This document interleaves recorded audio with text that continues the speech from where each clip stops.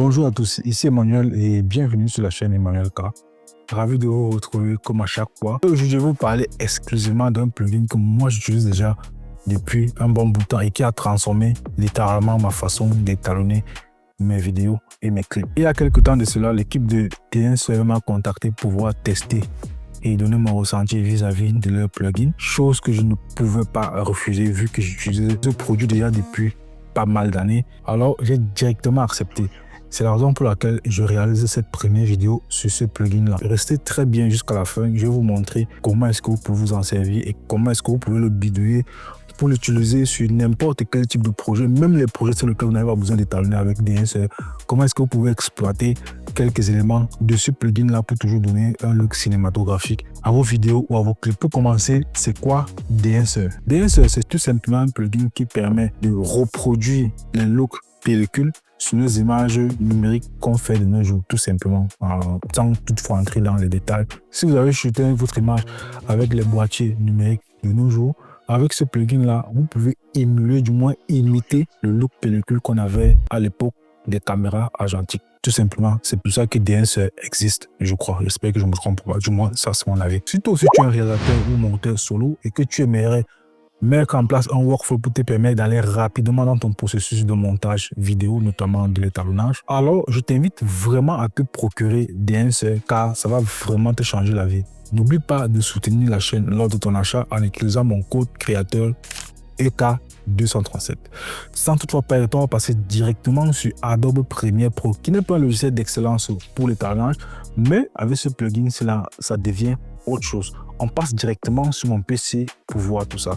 Et aussi, les amis, n'oubliez pas, cette vidéo est rendue possible grâce à DNSE. Merci pour le partenariat. On passe directement sur le PC. Voilà les amis, on se retrouve rapidement sur Adobe Premiere Pro. Moi, je suis sur la version 2025 et je suis très ravi de vous retrouver. Et je vais vous montrer comment est-ce qu'on peut étalonner rapidement sur DaVinci. Ouf, comment j'aime sur le logiciel d'étalonnage là. Je vais vous montrer rapidement comment on peut étalonner directement sur Adobe Premiere Pro avec le plugin DNSE, et ceci en quelques clics seulement. DNSE, comme je l'ai dit à l'entame de la vidéo, c'est un plugin qui permet de donner un look cinématographique à nos images qu'on a shootées avec nos caméras numériques. Je vais vous montrer comment est-ce que vous pouvez utiliser ce plugin-ci sur deux méthodes. Première méthode, étalonnage complet avec DNSE, et la deuxième méthode va consister juste à utiliser DNSE pour donner un look et un aspect cinématographique à une image qu'on aurait étalonnée au préalable avec d'autres lieux. Pour ce faire, c'est simple. Une fois que vous avez acheté le plugin DNSE avec le meilleur code créateur EK237 qui permet de soutenir aussi la chaîne, vous ouvrez Premiere Pro et vous venez directement dans l'onglet Effets et vous tapez DNSE. Il est là, on le glisse, on le dépose soit là, soit on crée un calque d'effet. Donc je préfère créer le calque d'effet rapidement. Je vais créer vite fait un calque d'effet. Voilà, je le glisse là. C'est toujours mieux de travailler sur des calques d'effet, sur des calques je crois. Alors je glisse là, directement on a un aperçu de ce que DNSE peut faire. Qu'est-ce que je vais faire d'abord? Je vais essayer de désactiver tout ce qui est activé par défaut dans le plugin pour qu'on essaie de partir pas à pas et qu'on essaie de comprendre qu'est-ce que DNSE fait ou pas. Donc je viens ici, grain, je crois qu'on est bon, voilà. La première chose que je vais essayer de faire ici, je vais essayer de retrouver mon RED 709 que j'avais quand je shootais mon image en log. Ce que je vais faire, je vais venir ici, on a RED 709, je vais cliquer là, je vais choisir la caméra. Très important, c'est où le plugin m'a vraiment marqué. Je vais venir choisir la caméra avec laquelle j'ai utilisé et potentiellement le profil logarithmique que j'ai utilisé pour retrouver mon RED 709. Et vous pouvez voir, on a plusieurs types de caméras et même de téléphones, notamment les iPhones. Donc, tous ceux qui ont les iPhones, vous pouvez faire des projets déjà entre guillemets ou entre parenthèses semi-pro ou professionnels. Ou encore, vous pouvez faire vos projets et l'étalonner avec ce plugin et donner un look cinématographique à vos prises que vous avez fait avec vos iPhones. Je trouve ça très très intéressant. Bon, pour mon cas, je vais aller rapidement chercher Panasonic SN2. Il n'y a pas le X, mais le SN2X partage le même capteur, donc forcément le même profil logarithmique. Directement, voici notre RED 709 que nous avons retrouvé en un clic. Pour ceux qui ont déjà acheté le pack de loot créatif que j'avais mis à votre disposition, Vous n'avez plus trop besoin de télécharger le pack de lutte pour convertir vos profils log à RED 709. Directement avec ces plugins-là, ça peut vous permettre de faire rapidement cette conversion-là et appliquer le pack Creative directement dessus. Maintenant, qu'est-ce qu'on fait? On arrive rapidement ici. Voilà. Je reviens sur DNSE. J'essaie d'abord de regarder, est-ce que mon exposition est bon pour moi? Je vois que mon exposition est relativement bon pour moi. Donc, ce que je veux faire, je peux peut-être enlever un stop ici. Voilà. Je viens ici, film. Ça, ce sont les profils de films qui sont dans DNS. Il y en a des tonnes et des tonnes. Je ne pourrais pas tous les tester ici. Je vais juste prendre un au hasard et on va l'utiliser. Par exemple, celui-ci, il est pas mal. Voilà, on va utiliser celui-ci. Maintenant, qu'est-ce qu'on fait? On va descendre directement film développeur. Je vais cocher ici. Et sachez une chose, tant que vous ne cochez pas cette petite case-ci, toutes les manipulations que vous allez faire sur n'importe quel type d'élément, ça ne va pas s'appliquer sur votre image. Veillez toujours à cocher cette case-ci. Donc, ici, je vais prendre le contrast boost, le contrast boosté. Voilà. Je vais peut-être... Parce que si je pars à fond, voilà. Donc, je vais prendre un peu, je vais mettre même 10. Voilà. C'est pas assez prononcé. Non. On va prendre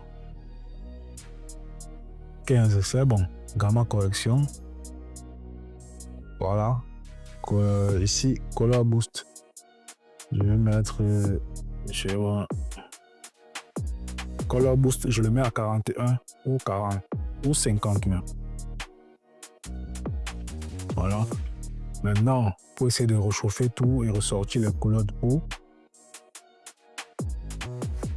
Là, on vient film compression. J'aime bien ce point-ci. Voilà, white point.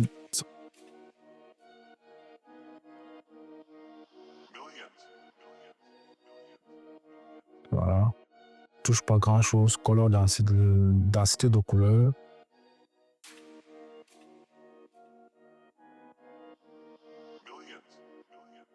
Voilà, ici, expand. Donc, on va ajouter un peu de black à notre image. Voilà. Je vais descendre négatif, donc print, donc négatif. Je coche toujours. Je viens ici, je choisis soit 23, le célèbre 2383. Soit ceci, soit Fujifilm. Je vais prendre mon 2383, je vais revenir ici à Color Boost ici, voilà, je vais diminuer. Je vais diminuer parce que voilà. Et comme j'ai dit, vous pouvez vous servir de tout ça pour créer vraiment des looks que vous voulez sur vos différentes images. Voilà, ici, dans l'exposition, on peut retoucher l'exposition. Ici, on a... Voilà, ça permet de donner soit un ton chaud, soit un ton froid à l'image. Donc, moi, j'aime les tons chauds.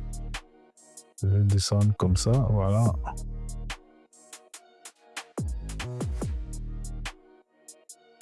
Voilà. Analogique, non, je vais pas. Je vais prendre color head. Donc, si vous voulez créer du spin tone, c'est-à-dire donner une couleur précise ou un ton précis dans les hautes lumières ou les basses lumières, vous allez travailler avec cet élément-ci. Moi, je vais unir rapidement sur le grain. Ici, j'ai shooté ça avec un 20-60 mm à ISO 680. Je vais prendre ISO 500. Voilà, ça me donne un bon petit grain là. Ici, même chose, je vais prendre Super 16 bref, je sais pas ce que ça veut dire. Je vais prendre ça aussi, j'active là. Je peux mettre du bloom. Moi, je suis à 35 mm, je peux mettre du bloom. Voilà ça. Directement, vous avez là quelque chose de cinématographique. Et en quelques clics, juste avec un plugin. Et laissez-moi vous dire qu'avec ça, si vous vous amusez, laissez-moi vous dire que vous pouvez vous amuser et aller encore beaucoup plus loin quand vous réalisez vos projets. d'étalonnage avec ce plugin-ci. Donc là encore, par exemple, je vais voir que voilà, le bloom il est trop présent. Il est trop présent. Qu'est-ce que je vais faire? Je vais le customiser. Et ici, l'impact, j'ai diminué. Je vais mettre l'impact là à 30. Même chose ici, je vais mettre l'impact à 30 pour que ça ne soit pas trop présent parce que c'est pas ce que je veux. Même chose ici pour... Non, moi je pense que pour lui ça va. Pour lui ça va. C'était pour les autres qu'il fallait que je règle. Voilà, là on a quelque chose de beaucoup plus mieux. Maintenant, si par exemple, je veux par exemple gérer mon exposition, je préfère le faire avec les outils de lumétrie parce que là, je peux au moins activer ceci et travailler. Donc, je peux faire ça et je vais venir ici, par exemple, je peux baisser ici. Sur les roues chromatiques, on peut baisser là. Je peux encore baisser ici. On baisse là un peu.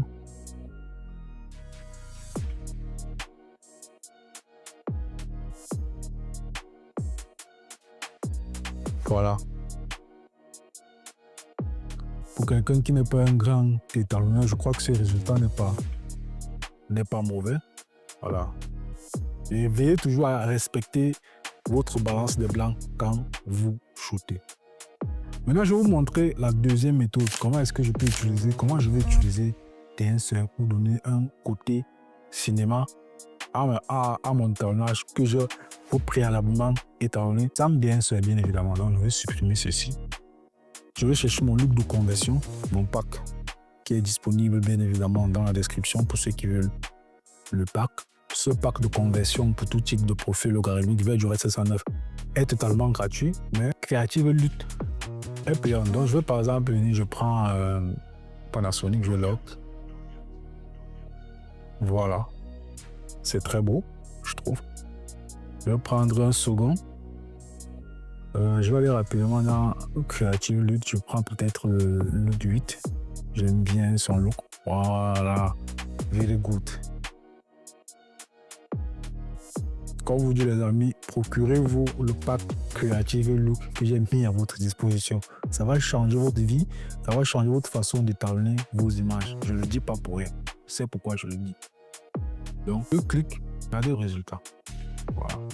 Donc, c'est à vous de voir si vous voulez simplifier vos étalonnages. Le pack de lutte est à votre disposition et profitez du Black Friday parce que dès que la fin d'année va arriver, il va remonter. Voilà, maintenant j'ai fini par exemple, voilà mon étalonnage que j'ai par exemple fini de faire, ça me plaît bien. Et là, j'ai envie d'ajouter quelques petits éléments qui vont me permettre d'avoir ce côté cinéma. Directement, qu'est-ce que je fais? Je prends le plugin DNSR, je le glisse là. Ça ne détruit pas mon image. Qu'est-ce que je vais faire? Je peux choisir de le laisser comme ça, parce que ça va me donner encore un autre cachet. Je viens par exemple à film grain. Je mets 500. Ici, je prends ça, je prends ceci, voilà, que ça soit, j'ai ce fameux look là. Voilà, je prends ce du bloom, je vais ici, c'est, voilà. Le créatif, je vais prendre par exemple, sur le print, je vais voir si je mets couleur ici, qu'est-ce que ça donne? Good. Maintenant, qu'est-ce que je fais? Une fois que j'ai appliqué tous ces éléments-là sur mon plan, je ne peux pas le laisser comme ça parce que pour moi, c'est un peu, voilà, c'est un peu de trop. Je vais le diminuer. Je viens ici, Output, si je mets à 0, j'ai mon image d'origine. Si je mets à 100, j'ai mon image avec tous les éléments que je fais, que j'ai retouché dans DNSR. Ce que je vais faire, je vais juste baisser ici. Je peux mettre là aussi 50, je vois ce que ça donne. Voilà.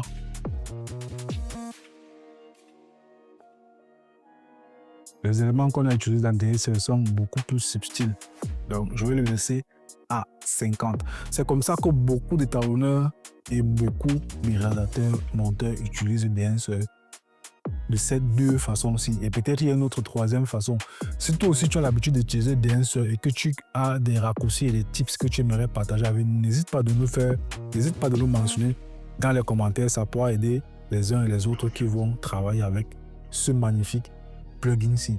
Sachez que je réalise des directs tous les week-ends, samedi et dimanche, sur mon compte TikTok, dont le nom est EmmanuelK237. Vous pouvez venir et poser toutes vos questions. Ensemble, on essaie d'échanger et trouver des solutions vis-à-vis de ce qu'on rencontre lors de nos projets, de nos montages, bref.